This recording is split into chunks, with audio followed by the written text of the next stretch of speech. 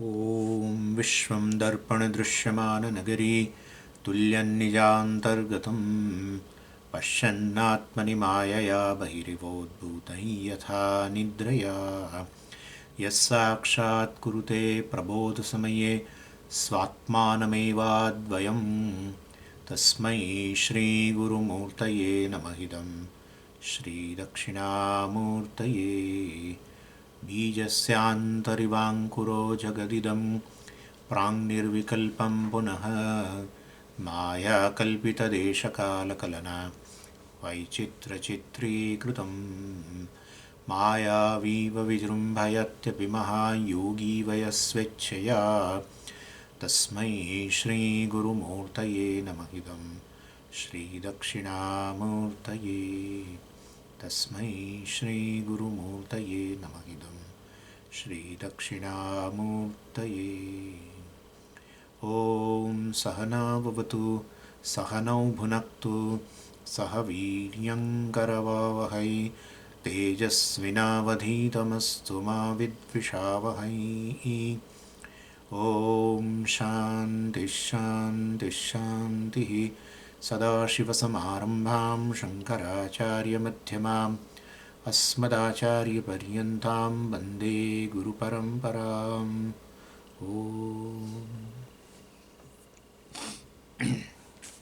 Verse 46, 7th chapter.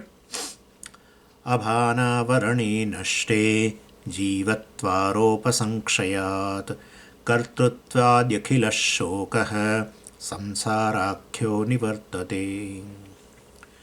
So in this verses, beginning from verse 29, Vidyaranya is discussing the 7 stages of a Chidabhasa, Jiva.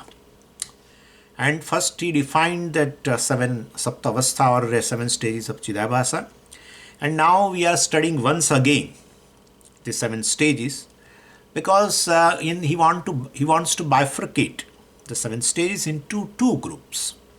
First is that the first 3 stages belong to bandha, bondage, and the rest 4 stages belong to moksha.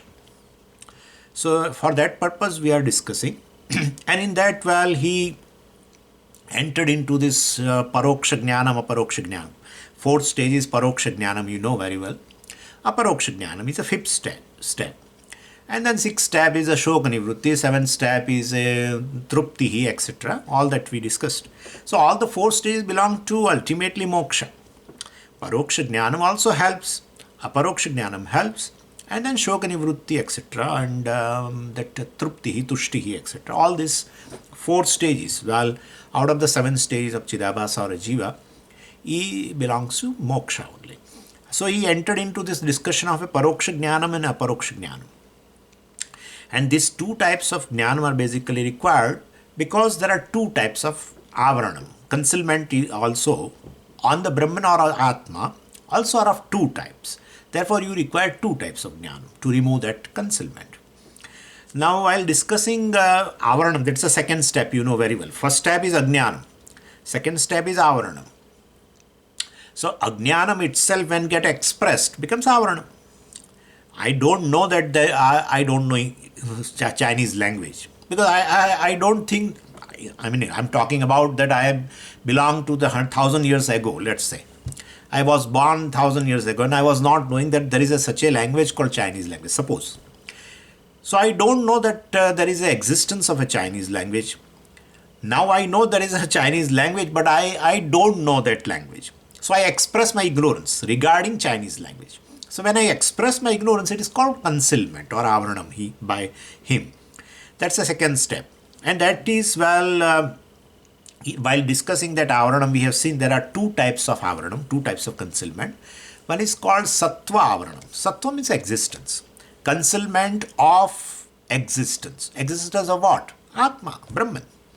So first thing is, concealment of the existence of avaranam. I say there is nothing called Brahman. There is nothing called Brahman. Oh, Brahman exists, which is limitless, this, that. No, there is nothing called Brahman. Brahman doesn't exist. This is avaranam. Concealment on Brahman in terms of existence. Sattva avaranam. And second is bhana avaranam. Well, I don't experience Brahman. They say there is Brahman, but I don't experience Brahman. And therefore, Bhanam means experience. Avaranam means concealment. Concealment of the experience of Brahman, Bhana Avaranam, and concealment of existence of Brahman. So, two types of Avaranam are there. And therefore, you require two types of knowledges. Paroksha Jnanam will remove this concealment on the existence of Brahman. Paroksha Jnanam means what? Brahmasti, right? There is Brahman. Okay? Therefore, now you won't say that there is a non-existence of Brahman. So, Sattva Avaranam goes away by Paroksha Jnana. And the second one is this Aparoksha Jnanam. Yeah, direct knowledge. Direct knowledge is only possible of a thing which is direct, which is self-evident. And therefore, Bhana Avaranam goes away by Aparoksha Jnana, or direct knowledge, immediate knowledge. So you won't say now that I don't experience Brahman. What is self-evident, if anyone says even though a thing is self-evident and still you say I don't experience, that's something really a great thing. Therefore, what is self-evident, you won't now say also in terms of that you don't experience. So you say I am experiencing Brahman as a self. That's called Aparoksha Jnana. And therefore, Bhana Avaranam also will go away by Aparoksha Jnana. So Sattva Avaranam and Bhana Avaranam, both types of Avaranams, concealments, will go away by two types of knowledges, indirect knowledge and direct knowledge. And so, and definitely Aparoksha Jnana means he will say Aham Brahmasmi. So there is no question of I am Brahman, and therefore there is no question of non-experience of Brahman.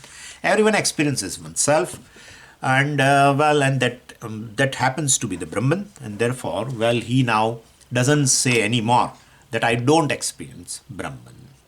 So then Vidyaranya says, what will happen? If you gain this Aparoksha Jnanam of Brahman also, by which this Bhana Avaranam also will go away, what will you say? So that comes in a sixth step, right? Because the fourth step is a Paroksha Jnana. Fifth step is a Aparoksha Jnana. Now in sixth step, he says, if you gain such a Aparoksha Jnanam like that I am Brahman, etc., then he gives the stage 6 in the second line of this verse 46. Kartrutvadi akhilaha shokah samsarakhya nivartate. And we have seen that also. Kartrutvadi akhilaha shoka. So this shoka, akhilaha means asheshaha. Nothing, all types of sorrows, which is ultimately born of just a notion that I am an individual. That's all. I am a jiva is purely a notion.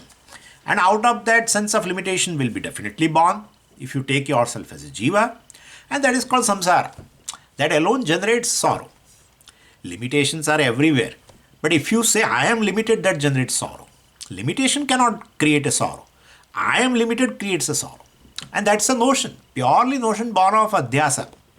And therefore, ultimately, kartrutvadi, etc. So basically, taking ahankara as a reality. So ahankara is, the dharmas of ahankara, kartrutvadi, etc., kartrutvam, bhoktrutvam, pramatrutvam, etc., they are superimposed upon Atma. Atma is taken as ahankara. Then you will take yourself as just an individual, a limited entity.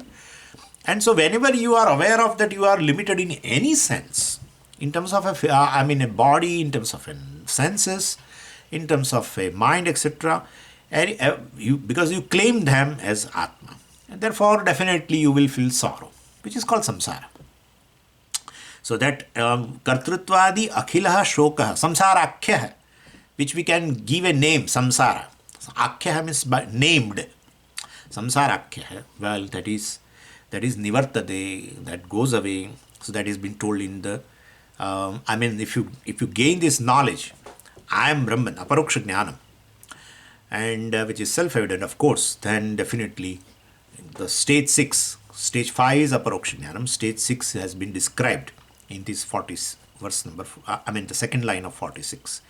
That this shoka nivrutti, shokaha nivartate, shoka nivrutti takes place. Which at stage 6 we have already named it as a shoka nivrutti. Anyway, and so then verse 47 now, And why it goes away? Because jivatva aropa samkshayat. I have already told you. Aropa. Aropa is adhyasa, superimposition of jivatva. Sankshayat, well, it gets destroyed due to this aparoksha jnanam. When you say I am Brahman, you can't say I am Jiva. Both are totally opposite. Both cannot be in one locus. Right? Yeah. So even though Jivatvam is experience, it will continue. But definitely you won't claim that I am a Jiva. That's all. That is, he knows that this Jivatvam is born of this adhyasa, which is born of Ajnanam, etc. And so that goes away. So everything falls, they say like that. Everything falls, F-A-L-S-E, false, because it is false. So this is how we have to say. Everything, whatever you experience and you claim as yourself is false, and it has to fall by knowledge. It has to fall by this knowledge. That's all. So in its place, what will come? Then now Brahmatvam will occupy the throne, right? And earlier you were saying I am Jiva. I am individual. Now you say I am Brahman. And there is no question now there is no reason for getting a sorrow. No reason at all. So anyway, so kartrutvadi akhilah shokaha nivartate. So as I told you, jivatvam does not cause samsara. I am a jiva causes samsara. Because a jnani will also behave so long as prarabdha is there, he is going to work as a jiva. I mean, he knows it is mithya, but he will say, okay, you go to the class, I will come and teach you. So Brahman cannot teach. So he takes that I am a teacher. Well, that is at the level of ahankara, which is already badhita for him. It is already mithya for him. So like, this person, a actor tells that I am a beggar. Same I is used for actor also, and I is used for beggar also. But he knows that there is beggarliness, etc. It's just a role I am playing, etc. So that is mithya. And I am reality, I am a actor, so and so, etc. So I is used, but Swamiji, I is used. Therefore, he says, I am a teacher and I am coming to the class. So then, Swamiji, he is still a individual entity. No, not at all. So jivatvam will be continued to get experience till the prarabdha is there. Prarabdha is there, body is there, the I sense should be there in the body to experience prarabdha. Everything should continue. And therefore, otherwise there will not be any jivan mukti. Right? So, if jivatvam itself goes away, then you are no more a jiva. Means basically the body will fall. So body is there so long as this so-called tadatmya adhyasa also will be there, but that adhyasa is mithya for him already. So that is what the mithyatvam is, which you continue to experience, but it is not a reality for you. That's what it is. And so kartrutvadi akhila shokaha, well, nivartate, it goes away. So stage 6, shoka nivrutti. Now stage 7.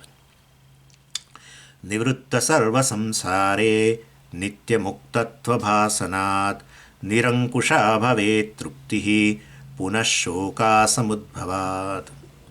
Nivritta sarva samsare sati, well, nitya muktatva bhasanat. See, Vidyaranya does not leave to us what kind of a mukti. Nitya mukti means you are free. Even if you don't know, but you are free. By nature you are free. Only thing is you claim now, which is already there. That's what it is. And therefore nitya muktatva bhasanat, it becomes the mukti which is your nature. Atma is mukta. Atma is moksha swarupa. Atma has no kind of limitations in terms of time. Or Brahman has no kind of a limitation. Whatever you say, it has no limitation of time, place, or no limitation of any attribute. Any attribute, whenever it is associated to anything, will create a limitation. When you say red rose, automatically rose is limited. By any other different types of roses are there, white rose and that other roses. So when you attach any attribute to a given substance, automatically it becomes limited. That's how we qualify. We qualify a given thing by adding attributes or seeing the attributes, determining attributes. So therefore, that is how we distinguish one thing from the other. And when you distinguish, definitely the thing is going to be limited. I mean, you are perceiving as a limited entity. And therefore, no attributes also no limitation, no attributes and therefore no limitation. No limitation in terms of time. Because Atma is the very substratum of the time, Atma is the very truth of the time. Atma is very truth of Desha, everything. So time, place and attributes. And therefore, Atma by nature is Mukta. No limitation. So that's how Nitya Mukti. There is only one kind of Mukti, that is Nitya Mukti. Only when you come to know, you say you are Jivan Mukta. That's all it is. And so when the body falls, then you are not born. As though you become one with Brahman. As though. So you will say Videha Mukti. Ultimately, you are free. So better drop the notion. That's what it is. Jivatva Aropa. You see, Jivatva Sankshayat, he doesn't say. Jivatva Aropa Sankshayat. You all definitely carry a notion that you are a Jiva. That's a notion. Aropa means a notion, superimposition. Sankshayat, by Aparoksha Jnanam, etc. Well, that goes away. Because Aparoksha Jnanam through Mahavakya, you are Brahman. Then you can't say I am Jiva. Right? So that is dropped. So here again he says Nitya Muktatva Bhasanat. So my nature, original nature, they say, is of a mukti is claimed now. It's not acquired. Moksha is not acquired. Nothing gives you moksha. Believe me. Moksha is not a sadhya. Nitya Mukti means moksha is already siddha. Right? Nitya Mukta means what? Right now moksha, I am free. So mukti is not meditation. Nididhyasanam does not give mukti. Please understand this very well. Nididhyasanam does not give mukti. Only Shravanam gives knowledge. And knowledge by which you drop the notion that you are a jiva. That's all it is. And that becomes clear by Mananam. Nididhyasanam also removes, this habitual error of taking oneself again and again as a jiva. That's all. Nididhyasanam also does not give moksha. Nothing gives moksha. Nothing gives moksha. Because you are already free. You are already mukta. Moksha is already siddha.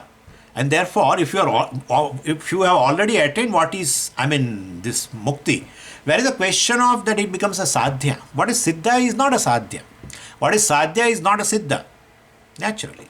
So therefore, definitely here, Nitya Muktatva Bhasanat, well, it becomes evident that I am free, it becomes evident to me. Then what is my state of mind? Well, Nirankusha Truptihi Bhavet. There is a total contentment. Nirankusha Truptihi. Ankusha means a control. Well, Nirankusha.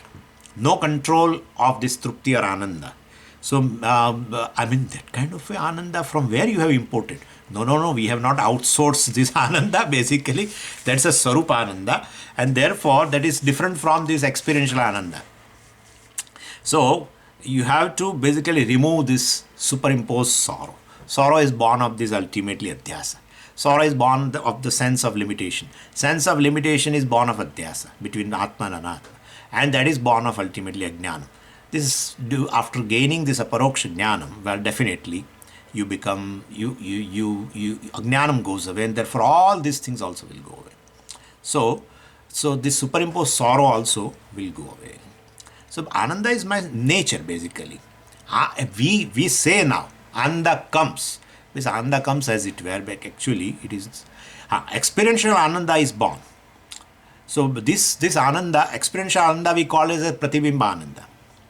Because that manifests in the mind, in a certain situation. Like your mind has a certain desires and it was very much agitated. And you see something which captivates your mind. Or you see something, like I tell you one example. I saw four bears 3 days ago in afternoon, which is a rare sight. And all were literally bulky. I did not get frightened, but very captivating. I just stood there. It's in our ashram, just on near that our new parking plot. 4 bears, just they came down from that slope. So what I'm saying is, so something captivates your mind. And then all your desires and etc., they get quietened, They call it as a Shanta Vritti or Satvik Vritti. And same Ananda, which is yourself, manifest. But that manifest in the Vritti, so we call reflected Ananda. So that is, and that depends upon, always that I mean, since it is experiential, and depending upon that vritti is totally, I mean, this total cessation of this kama, etc., I mean, desire, etc., then definitely the full manifestation, depending upon the medium. And therefore, there is always in experiential ananda, there is always a degree. That's what True Taittiriya Upanishad says, Priya, Pramod, Anand, Priya, Moda and Pramoda. So sometimes you experience a certain thing and you get a joy, but you say also that I don't get that much joy, etc. So that particular thing was not able to remove totally, or not able to make your mind totally quiet. Like a surface of a water which is totally quiet, in that the reflection of the sun, etc., will be very, or let's say the bottom of that lake, etc., well, will be clearly seen. But if it has a certain, if it is not totally quiet, then definitely you won't be able to see clearly the bottom. That's that kind of a thing. So that's how in experiential ananda you will always have a degree, and that is born also, right? Either you get your desired object, or either something which captivates you. You need, there is no rule that a desired object gives ananda. That's not true, really. It's not true. I buy a mobile which I really wanted since a long, a particular model. I buy it also and I got it also. I should be very happy, right? And I'm happy also. But very next day, new model comes out of the same company, and it has more features and more facility and etc. And price, of course, suppose less. Then, even though I got a desired object, now I become unhappy. So, a desired object need not make you happy. And even if your desires are not fulfilled, still you can become happy. So happiness has no correlation with the fulfillment of the desire, right? Like even all your desires are there, and you see a child playing on the just floor, and looking at you and just laughing, and you also laugh. Now, well, what desire a child has fulfilled? Nothing. Even in fact, you have not desired for that such a child should be there, and I want to experience such a child. Well, still. So any captivating thing also makes your mind free from the desire, need not be fulfilled, yet you get a joy. But ultimately all this is getting reflected in the mind, and therefore there is all experiential ananda which is born in time and goes away also in time. So this is that ananda, pratibimba ananda, is based on experience, born in time, whereas ananda which is born through the knowledge, well, it is definitely will sustain, because that's just your, that there is just a awareness of your own nature, that you are full and complete, and that itself gives you a joy.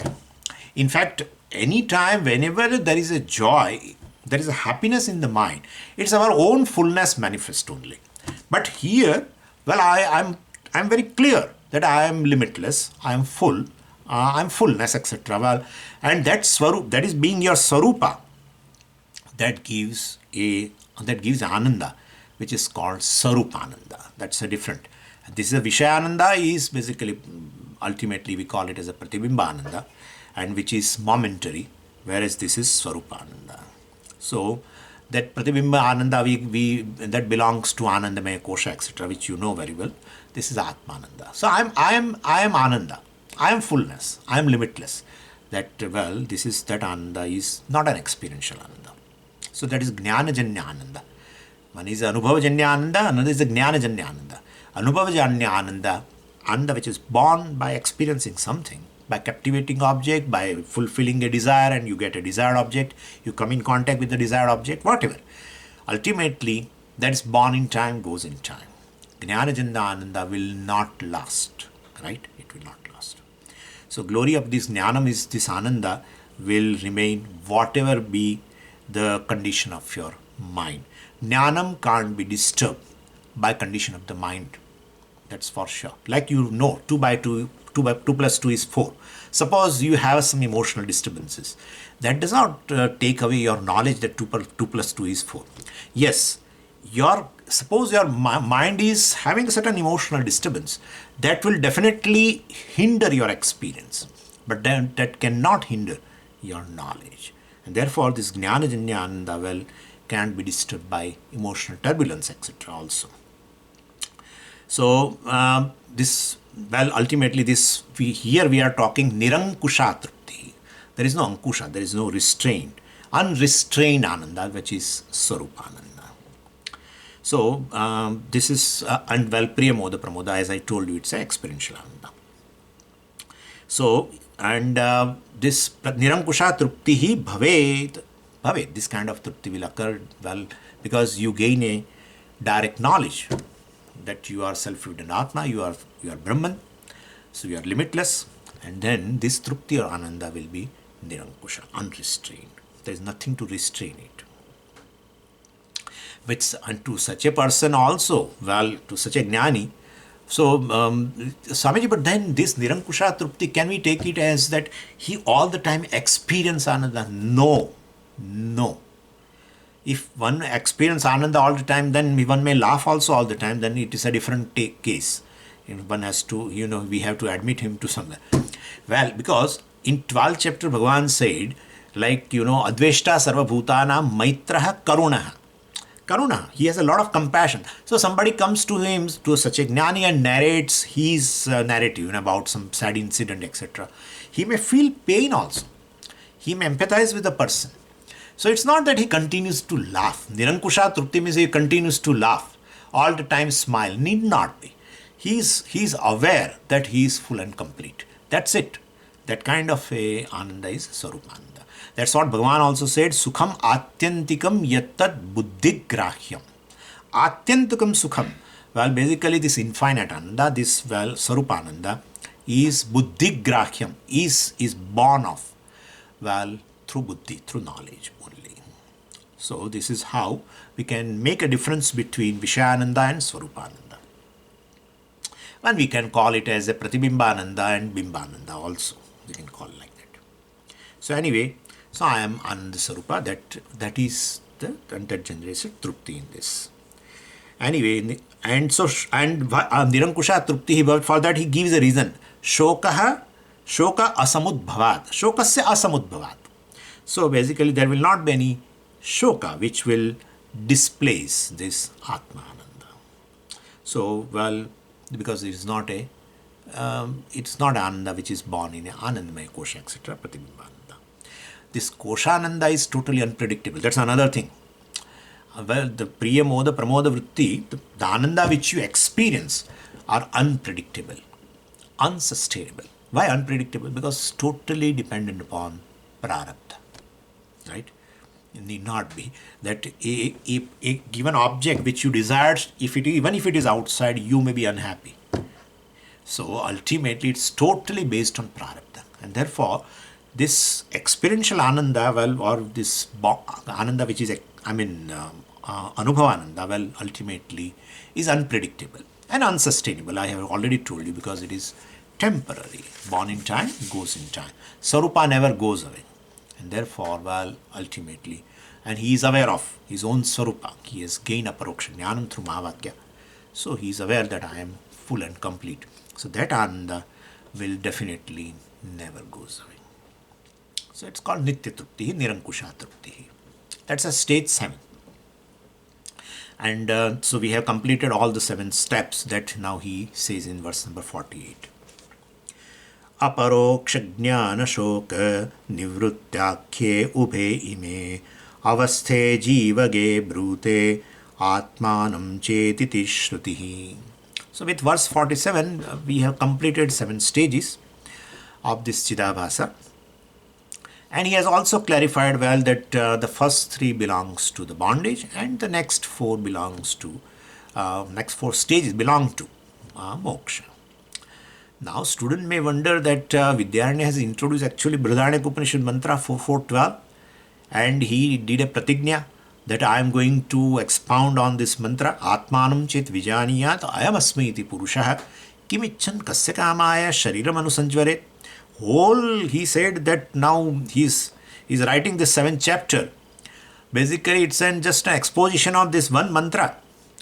So it seems he is talking about all the 7 steps of Chidabhasa Jiva, and I think he got lost into that. He has forgotten maybe this, to expound this mantra, Brihadaranyaka mantra itself. Vidyaranya says, well, don't worry about it. I have explained you through 7 stages. Well, it's an explanation of Brihadaranyaka Upanishad mantra only. And Brihadaranyaka Upanishad mantra, basically, if you see the first line, Atmanam Chet Vijaniyat Ayam Asmiti Purushaha. Atmanam Vijaniyat Ayam Purushaha. Ayam Purusha Atmanam Vijaniyat. This Purusha will know Atma is what? Ayam Asmi. This is me. Means that's a direct knowledge. And therefore, so that is the Aparoksha Jnanam has been narrated in the Brihadaranyaka Upanishad mantra in the first line. Because Purushaha Atmanam Vijaniyat, how does he know this Atma? Ayam Asmi iti. Oh, this Atma is me, or this Atma is I. Means he knows Atma, which is self-evident, which he knows directly.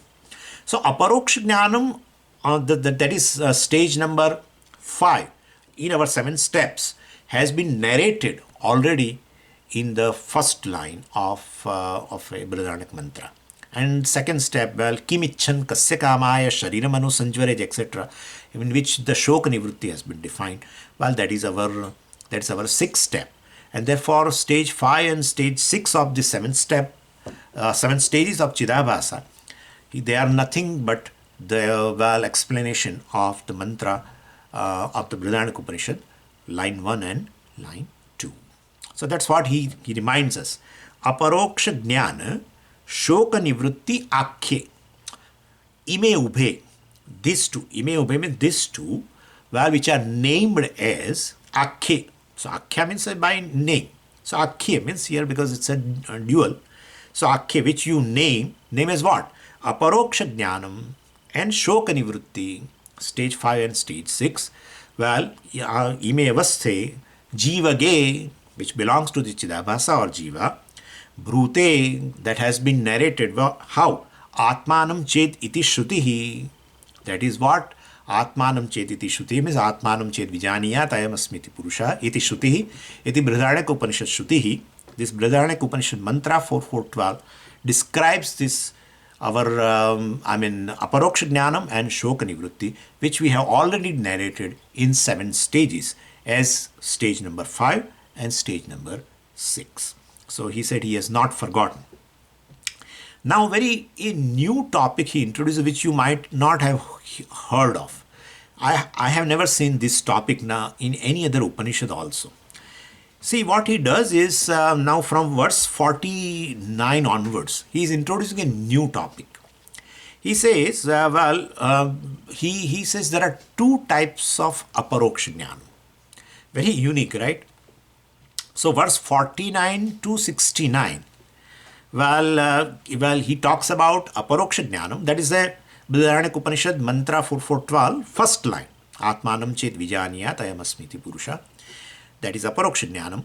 About that Aparoksha Jnanam, he talks now further. He elaborates. We have narrated 7 stages, but now, as I told you, Paroksha Jnanam, etc., stage 4, stage 5 will be explained further.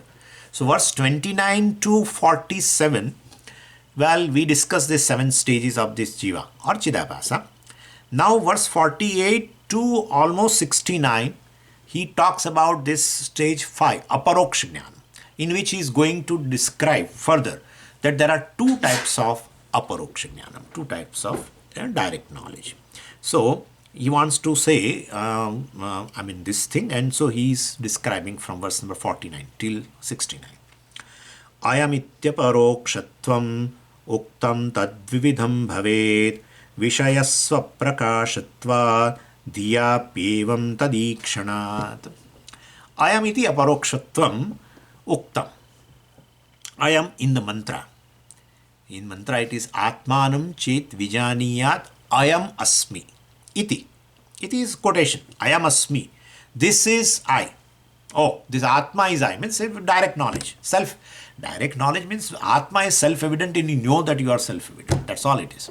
So, Ayam asmi. This Atma, the aparokshatvam, the directness of this Kutastha Atma, etc. is, he has been talked about, and tad vividam bhavet.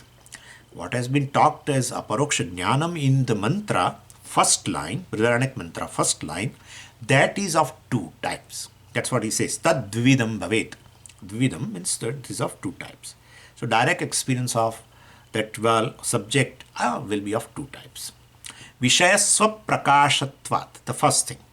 He says the first type of aparoksha jnanam is Vishaya Swaprakashatvat. Means first, there is a actual directness. I will explain you. There is actual directness of the subject or Atma because of its nature. What is the nature? Swaprakashatvat. Well, Vishaya means here Atma. Atma is Swaprakasha. But is self-evident. What is self-evident? Well, then it's a direct, actual direct. Because being self-evident. So there is actual directness. So that is one type of aparokshatam. Aparokshatam means directness. And so he says, because Atma is a self-effulgent, self-evident, and therefore there is actual directness. So that is the first type of a aparokshatam. Then second one is what? Diya api evam tadikshanat. Evam, in this manner. Oh, Atma is self-evident, I am self-evident, etc. Well, you understand. So, ikshanat, here we have to take it as a understanding. So, diya api, through your diya, through your intellect, you understand, you appreciate the directness of Atma.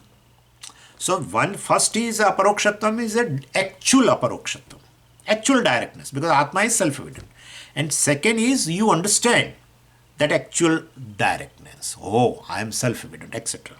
So this is another type of a aparokshatam.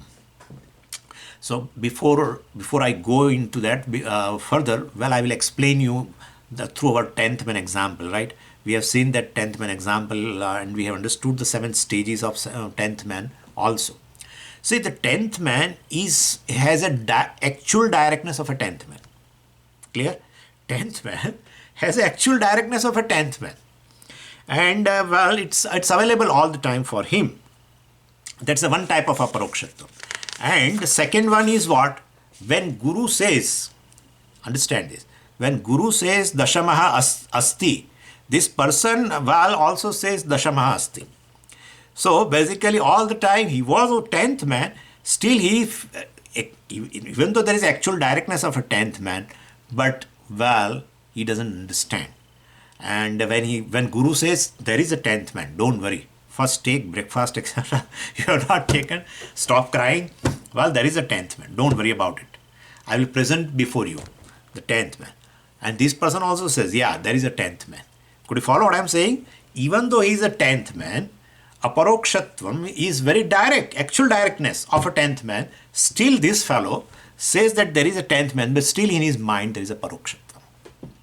So actual directness and parokshatvam go together. In fact, parokshatvam, indirectness of the 10th man, is superimposed upon the actual 10th man or direct 10th man, actual directness of the 10th man. So this is what, happens. And afterwards that person says, you are 10th man. Then definitely that actual directness is understood clearly that I am 10th man. Clear?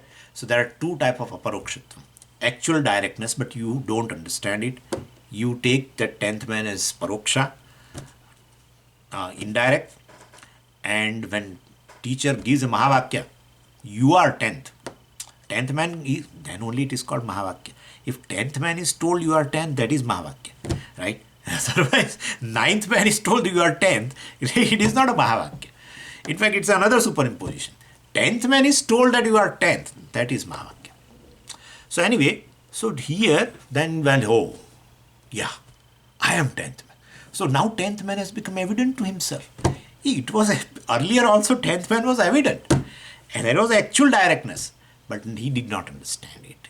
And he goes along with the statement of that person who says, Dashamaha Asti. There is a 10th man. He says, yeah, there is a 10th man. He got some relief. He got a paroksha jnanam of 10th man, even though he is a 10th man. That's how it is. Anyway, I hope you have understood what Vidyaranya wants to convey. So, because of ajnanam, parokshatvam, well, is superimposed upon actual aparokshatvam. And so, same way here also. Basically, the directness of Brahman is not understood, and so parokshatvam is superimposed upon actually directly experienced Brahman. Brahman is self-evident, but still, while he takes himself as a jiva. And Brahman is paroksha for him. Yeah, I want to know Brahman. He says that. I want to know Brahman. And so I will experience. That is another story. That people say, I want to experience Brahman. That's just a height of the thing, right? I want to experience Brahman. Like the 10th man wants to say, that I want to experience 10th man. That's the height of the thing, right? Anyway, but that happens. People who are gaining knowledge also for years together, they feel that still they have to experience Brahman. Anyway, so this parokshatvam. So they want to experience Brahman means they consider Brahman as a paroksha. And in future they may meet Brahman in heat of some meditation or something. So basically parokshatvam, of a Brahman is superimposed upon, actually aparoksham Brahman only. He is a Brahman. When you say you are a conscious being, that consciousness is Brahman, Jnanam Brahman. So you are Brahman. And that is still, it doesn't, he's not able to understand it, let us say. So Brahman is taken as a paroksha. Like the 10th man takes 10th man as a paroksha. Same way. Even though his actual directness is there of 10th man, actual directness of Brahman is there, still has been taken as a indirect. So anyway, and so he says, Brahman is there, right? There is Brahman, that's true. Through Avantra Vakya he has understood. And now he says, I want to experience that Brahman. So, but Tattvamasi Mahavakya, etc. Ultimately we understand, I am Brahman. Then we call it as a understood directness. Actual directness has been understood through Mahavakya by the student as understood directness. And I can give another example for that.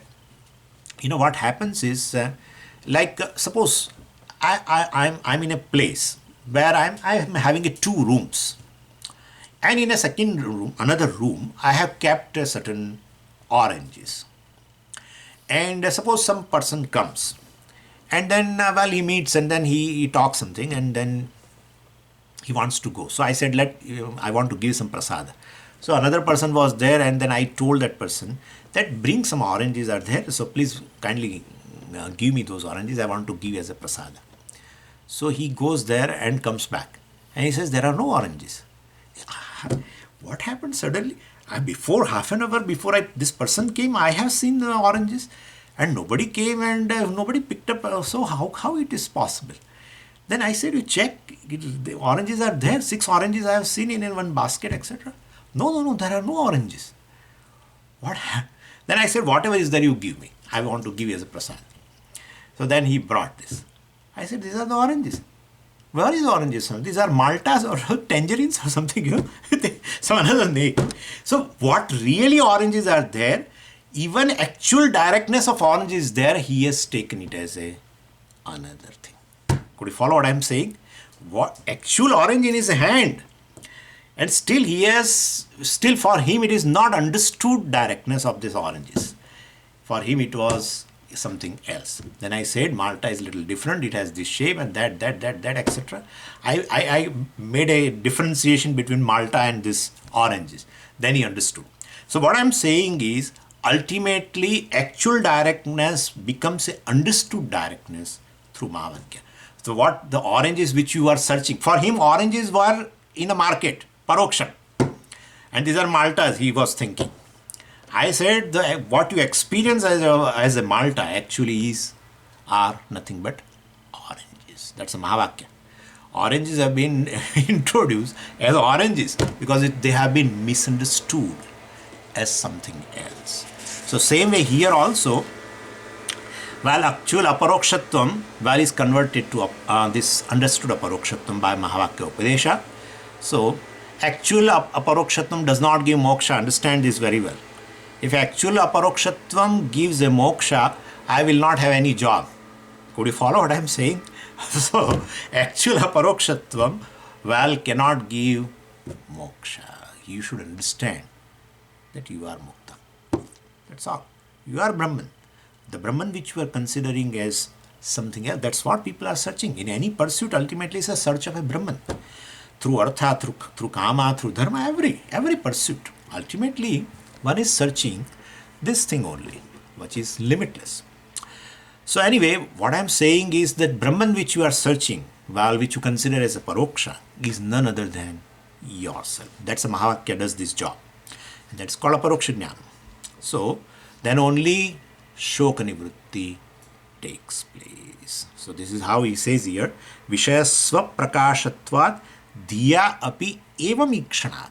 Well, one has to one should understand in this manner. Now the last verse.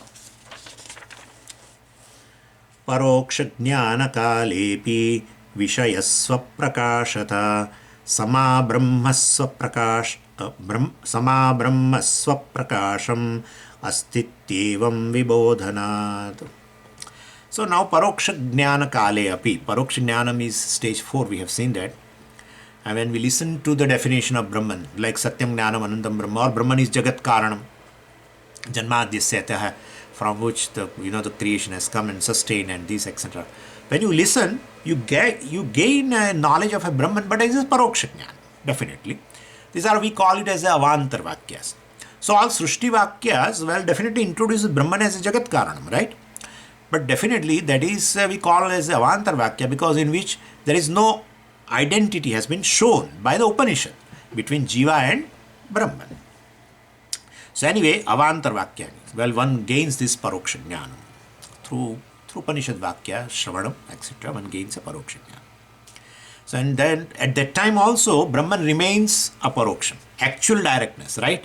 So at that time also, Brahman continues to be actually a Paroksha only. Vishayasva Prakashata, he says.